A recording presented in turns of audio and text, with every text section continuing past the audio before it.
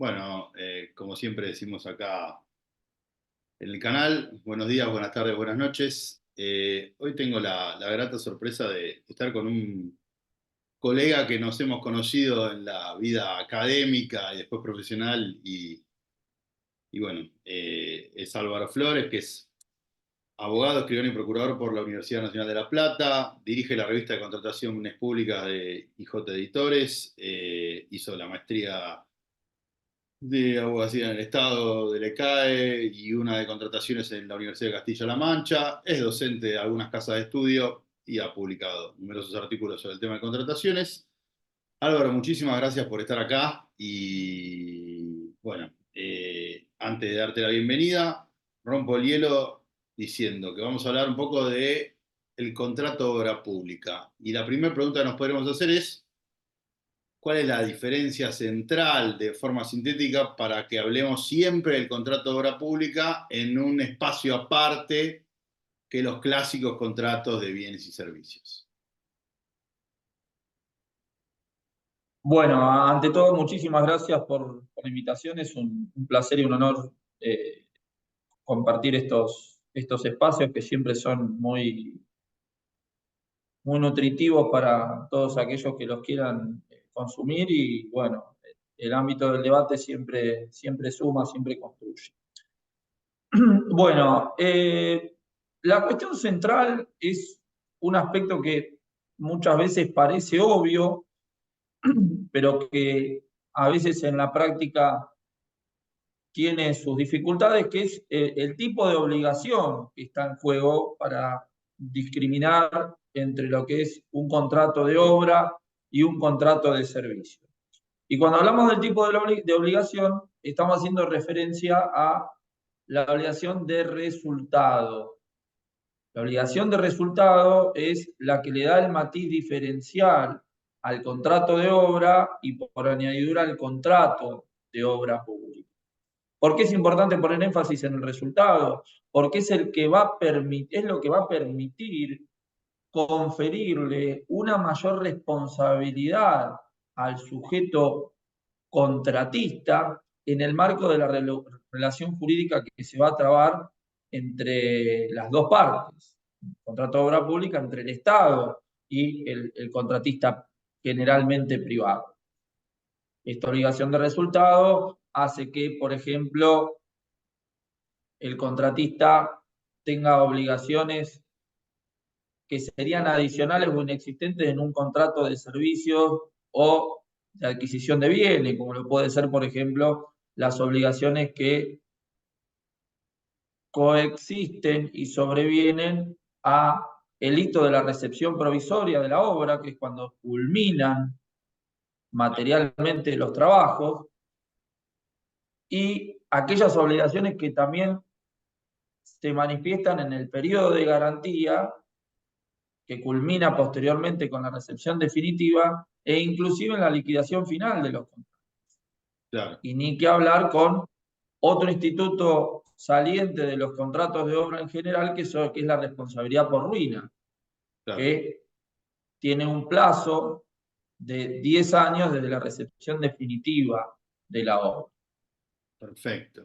Entonces, De todas sintéticamente, maneras, esto es importante dale. distinguir porque hoy en día, no solamente en el ámbito del derecho público, sino también en el ámbito del derecho privado, comienza a haber una frontera muy borrosa entre lo que es la obra y el mantenimiento. Entonces, cuando vemos estas dos palabras que no necesariamente son intercambiables, lo que hay que poner siempre énfasis es en el tipo de obligación que yo estoy exigiendo. ¿Por qué? Porque desde el ámbito del derecho público va a haber contratos que son de mantenimiento que en rigor de verdad van a ser una obra, como por ejemplo los mantenimientos que hay que practicarles a cosas muebles de gran envergadura. Claro, Pensemos un buque, un submarino, un helicóptero, material rodante, donde es necesario que existan obligaciones muy precisas, sobre todo por lo que está en juego y lo que puede pasar o ocurrir si hay una falla. claro. Entonces, es ahí donde es crucial hacer esta distinción. Pero yo tengo una pregunta, Álvaro, ahí. Está claro que construir una ruta o un edificio es obra pública y que limpiar un edificio es un servicio de mantenimiento. Está buenísimo ese punto gris a donde vas. El mantenimiento de un bien mueble de alta envergadura como un buque, ¿está bien meterlo por la ley de obra pública o por la ley de contrataciones generales? Ahí vas a depender de dos cuestiones. Bien, En el derecho argentino, desde mi óptica, lo que más se acercaría para responder a una contratación de este tipo sería la contratación de obra pública. Obviamente, sin tener en consideración ciertas cuestiones que pueden aparecer en los pliegos tipos que están muy orientados hacia bienes inmuebles. claro, ¿Por qué digo en el derecho argentino? Pues en otros ordenamientos, por ejemplo, en España, por así decirlo, esto tendría otro tratamiento, por fuera de un contrato de obra. Pero aquí, como está, se pone énfasis en la obligación de resultado, desde mi óptica, sí lo más natural sería tratarlo como un contrato de obra. Ahora bien, por lo menos a nivel nacional, la cuestión que hay que examinar es si esa jurisdicción tiene o no delegada la competencia para aplicar el contrato de obra pública. bien, claro, Entonces, si eso no ocurre, ahí es donde vendría la duda. ¿Qué es lo que aplico? Desde mi óptica, en sustancia es un contrato de obra que tendría que regirse por las previsiones del 1023, perdón, el decreto delegado 1023 de 2001, sí, formulándose un pliego de condiciones particulares y especificaciones técnicas que respondan a esta naturaleza. Y esto en términos prácticos indicaría que la aplicación del decreto reglamentario 1030-2016 que rige para la adquisición de bienes y servicios tenga un carácter de aplicación supletorio. bien, Sobre perfecto. esta idea campea algún criterio de la Oficina Nacional de Contrataciones desde el año 2016-2017, donde se, se ensayó un criterio similar para examinar la naturaleza de una contratación llave en mano, en donde había que hacer una suerte de reparaciones sobre unos tanques Mm, en una repartición estatal. claro. Y ahí lo... Porque muchas veces en este tipo de contrataciones, los mantenimientos, Sí, hay otro tipo de obligaciones conexas, como son las suministros, claro, asistencias, y es muy difícil en concentrarlo en un solo contrato. obvio, Sumado a que en Argentina también hay un problema adicional de que en Argentina no se encuentra contemplada la figura del contrato mixto. es verdad. O vamos por una avenida o por la otra, no tendríamos la posibilidad. Claro, cuando en rigor de verdad la idea o la noción del contrato mixto es una idea que desde antaño ya está tomada en la doctrina de la Procuración del Tesoro, en donde la Procuración del Tesoro siempre dijo, si hay un contrato de obra pública y dentro del contrato de obra pública hay una obligación accesoria, como puede ser un suministro, va a tener preeminencia el régimen del contrato de obra. Es Bien, una doctrina vieja, pero eh, eh, claro, la lo fuente del importante acá es cómo conflicto, se redactan las condiciones, claro. porque, Sí, sí, sí, decime, decime, no, decime. no, porque sobre estos temas es importante hablar que en la contratación pública existe el contrato innominado, el contrato atípico, Sí, porque muchas veces uno no puede encorsetar una necesidad pública, que las necesidades son muy cambiantes y muy dinámicas. Pero lo importante acá, sobre todo por la primacía que tiene el principio de juridicidad y legalidad en la contratación pública, es afinar bien el lápiz de los pliegos perfecto. cuando nos encontramos ante situaciones de este tipo. Y me viene bien este tema para hablar de un tema conexo que es, ¿no sería mejor quizás tener un régimen general de contrataciones para todo tipo de contrato, muy base, y a partir de ahí desarrollar obra pública, suministro, consultoría, es decir, repensar la estrategia normativa que tenemos y en vez de tener dos avenidas, tener una ancha con varias ramificaciones? Bueno, lo que vos estás planteando era un poco la idea que estaba contenida en el primer texto del proyecto de ley bases o ley ómnibus, Bien, en donde se instruía a una modificación del régimen del 1023, en el cual se iban a aglutinar la gran mayoría de los contratos públicos que hoy existen en Argentina. Existen como tipo nominado. sí, sí, Ojo con esto. Siendo el único contrato que quedaba excluido de esta universalización, el contrato de concesión de obra pública y el de participación público-privada. bien. Que es cierto que Eh, tiene otras características, ¿no? Pero no, totalmente, pero era lo que estaba. Y en rigor, esta, digamos, eh, regulación conjunta de todas las especies contractuales es, en cierta manera, lo que prima en el derecho comparado. tiene lógica, Eh, Sería una solución que parecería ser que va en sintonía con la tendencia de la época. obvio. Eh, Hay un tema bastante importante en materia de obra pública que cuesta a veces entender para los que no somos especialistas como vos, Álvaro, y, y muchos de los que van a ver este video, y muchas, que es el tema del anteproyecto y el proyecto. Es decir, hasta dónde se lo llama de una manera, de la otra, si es que hubiera una forma de dividir ese gris.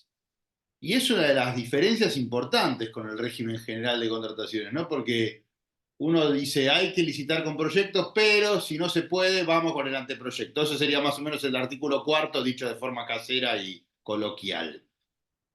¿Qué elementos podemos distinguir o qué podemos decir de la importancia de uno, las dificultades que trae hacerlo con el anteproyecto? ¿Qué podemos decir de eso? Tenemos que también siempre contextualizar Sí, cuándo nacen las leyes y cómo era bien, la película, por así decirlo, cuando estas reglas que hoy en día nos cuesta quizá discernir en la práctica para entender su porqué. Lo que pretende el proyecto, que el proyecto en pocas palabras sería una descripción fidedigna de lo que se quiere construir, el cómo lo voy a realizar, partía de la premisa de que las reparticiones públicas que tenían a su cargo la celebración de contratos de obra pública contaban entre su plantilla los recursos humanos necesarios para poder afrontar y diseñar estos proyectos. Es por esta razón que no solamente la solución que prevé la normativa nacional, sino es algo que está en todas las regulaciones provinciales, en donde salir a licitar una obra por regla debe serlo con un proyecto completo. Y cuando hablamos de proyecto completo, lo que implicaría en teoría es que el contratista lo único que tiene que hacer es interpretar la documentación donde se explica qué es lo que se quiere construir y que por regla el contratista lo único que tiene que hacer es ejecutar materialmente la obra. Construir, reparar, bien. rehabilitar y o, digamos, la prestación específica que surja o emerja de ese proyecto. ¿Qué es lo que comenzó a ocurrir? Por distintas razones o cambios de paradigma, los recursos humanos en las reparticiones públicas comienzan a escasar o en alguna manera y en algunos casos a bajar un poco ese nivel técnico que es necesario e inexorable para que el proyecto salga. Y a Claro, eso se le añaden cuestiones que son referidas a vicisitudes en torno a comprender a la contratación pública como una política pública. Y acá es donde vienen las deficiencias en cuanto al planeamiento y a planificación de la contratación. Entonces, cuando la contratación pública se convierte en un instrumento o elemento de política coyuntural, en donde comienza a primar la urgencia antes que la planificación, es donde aparece la necesidad de salir a buscar la ejecución material de la obra cuando ese proyecto, entender cómo se va a realizar, es en cierta forma incompleto. Y es ahí donde el contratista, sin tener que realizar de cero el contrato, porque ahí la contratación implicaría asumir el diseño, y estas contrataciones, hacemos una nota al pie de página, es una modalidad declarada inconveniente por la ley de consultoría, la ley 22460, se necesita una autorización especial para salir con este tipo de contrataciones. Sin llegar a ese caso extremo, es el contratista donde comienza a asumir algunas funciones que deberían estar previstas o establecidas de antemano en el proyecto. Claro. Y es ahí donde el contratista, en mayor o en menor medida, tiene que completar ese proyecto. Y esto no es solo con la figura del proyecto ejecutivo, que es donde uno termina de contemplar o precisar de qué manera va a ejecutar la obra, sino en aspectos que son aún más puntillosos, como definir materiales, definir técnicas de construcción. Y esto lo que genera en la práctica es un problema vinculado a la interpretación de las cláusulas que prevén la responsabilidad por el proyecto. La responsabilidad por el proyecto, según las leyes de obra pública a nivel local, le corresponde al comité. Claro. Entonces, que nosotros hayamos perdido la capacidad desde la administración de armar un proyecto completo y que de alguna manera el contratista se limite a ofertarnos un número por ese proyecto, vamos a simplificar, ¿no? Sé que no es estrictamente así. Esa transferencia de responsabilidades en el diseño, si el anteproyecto establece un 50% de lo que se necesita y obliga a llenar el otro 50%, tiene una cantidad de efectos desde cómo se interpreta eso, hasta cómo se ejecuta, hasta la calidad de si lo interpretó bien o mal, hasta la responsabilidad de cómo se interpretó y ejecutó después, porque no estaba escrito originariamente en un proyecto completo, ¿no? Tiene una cantidad de problemas añadidos enormes, me imagino. Claro, o sea, queda muy al azar, si es que no se regula bien en los pliegos, muchas situaciones o escenarios problemáticos en la ejecución del contrato. E inclusive esto también tiene que ver con los sistemas de ejecución del contrato. Mucha doctrina ha señalado que el sistema de ajuste alzado, que recordemos el sistema de ajuste alzado, implica ofertar o cotizar un precio global Claro. por la realización integral de la obra, sin ingresar a examinar o a discriminar cuáles son los componentes específicos de la misma, que un sistema de ajuste alzado con un sistema en el cual el proyecto no esté completo es inmoral, porque no podés nunca determinar cuánto realmente vale la obra. Claro.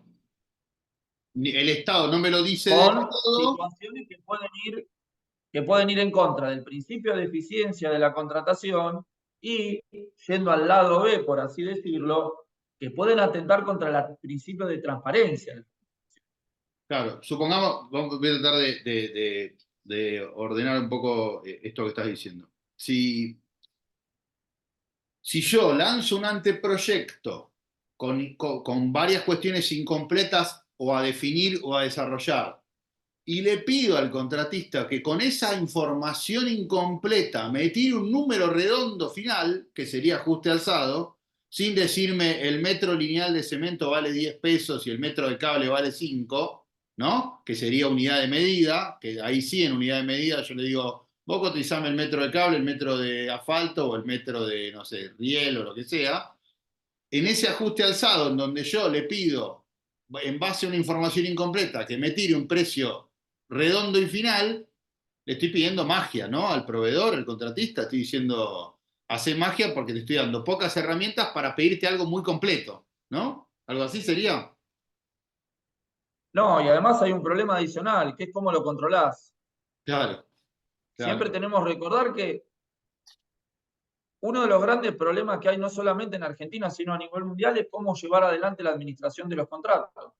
Entonces, bien, si ya se advierte un problema desde el inicio, ese nivel de alerta que comenzó en amarillo, por así decirlo, al momento de la redacción o de la oferta, ya se vuelve crítico si aparece un problema cuando el contrato se ejecuta. claro.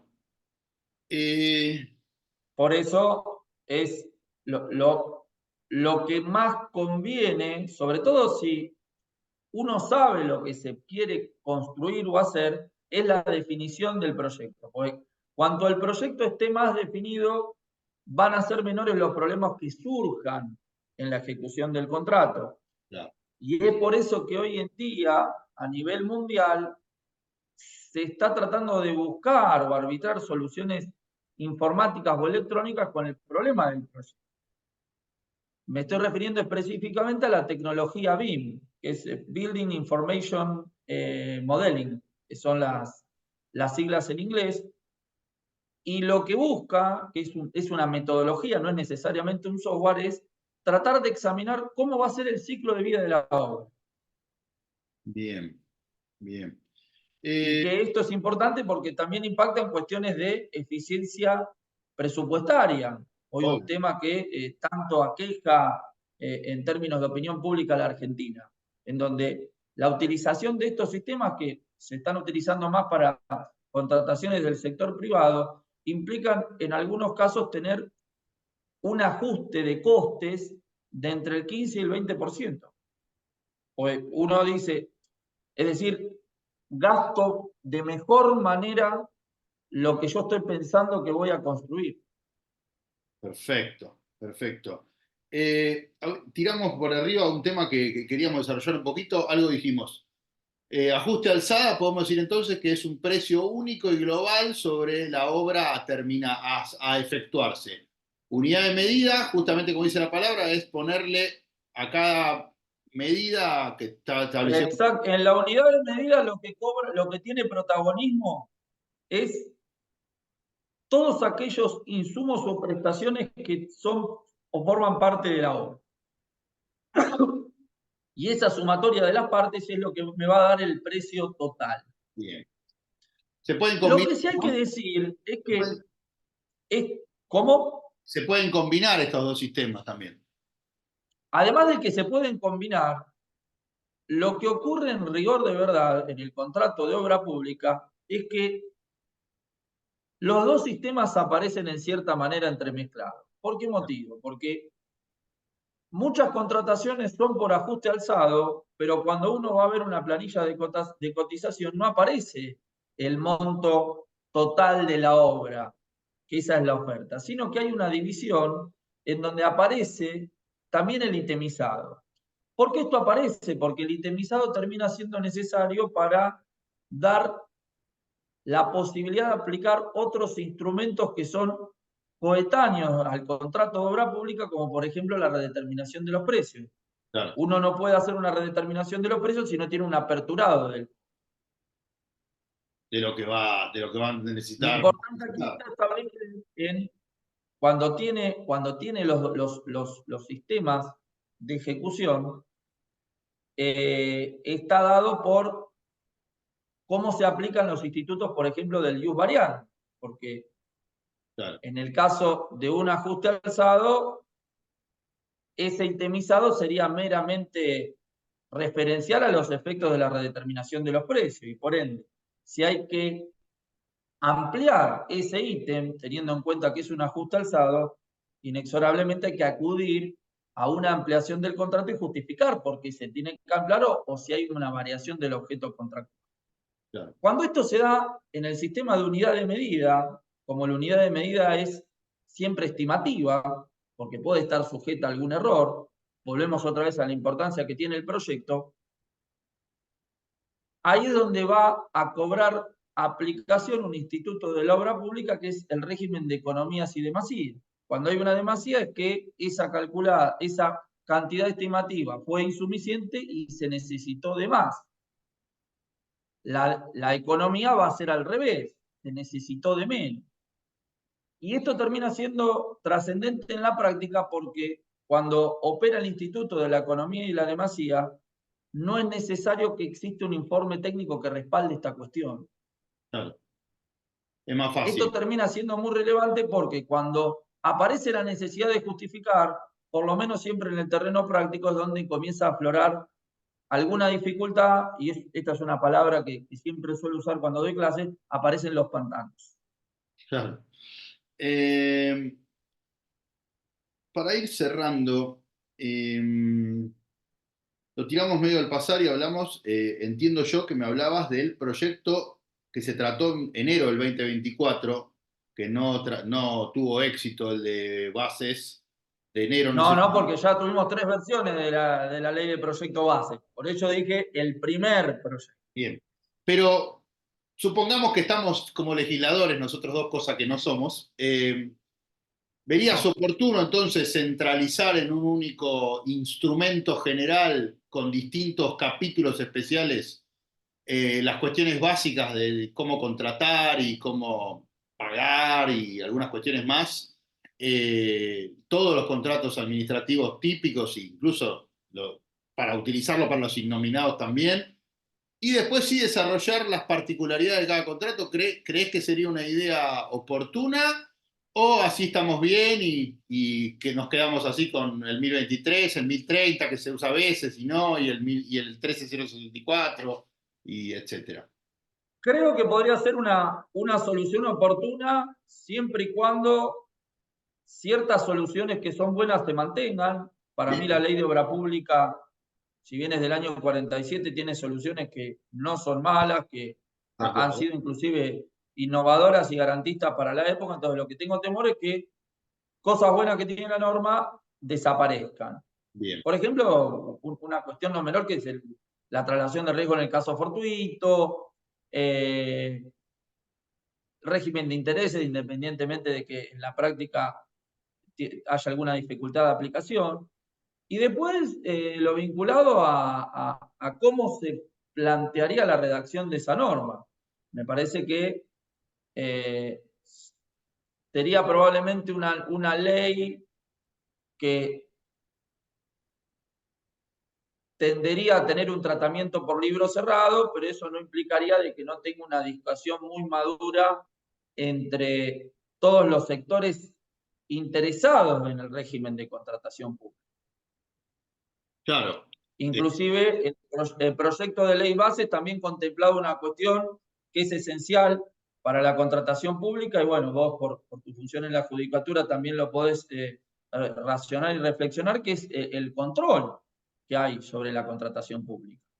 no la- Porque el hecho de que haya un buen control en la contratación pública implicaría como derivación que los principios se vean más cumplimentados, por ejemplo, que haya más concurrencia, más competencia. Entonces, esos son desafíos que son trascendentes para lo que viene. Perfecto. Álvaro, de mi parte, muchísimas gracias. Muy completo todo. Incluso a mí me vienen bien estas cosas porque aprendo.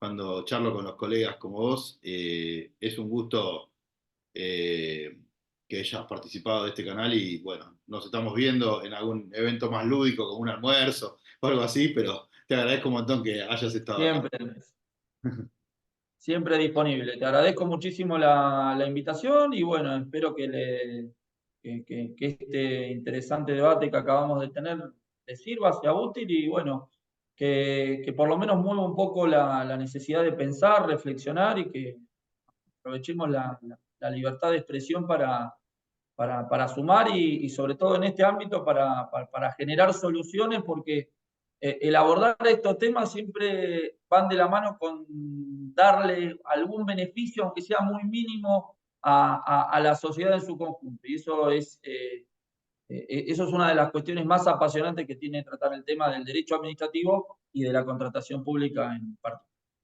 Bueno, muchísimas gracias. Un abrazo grande. Hasta luego.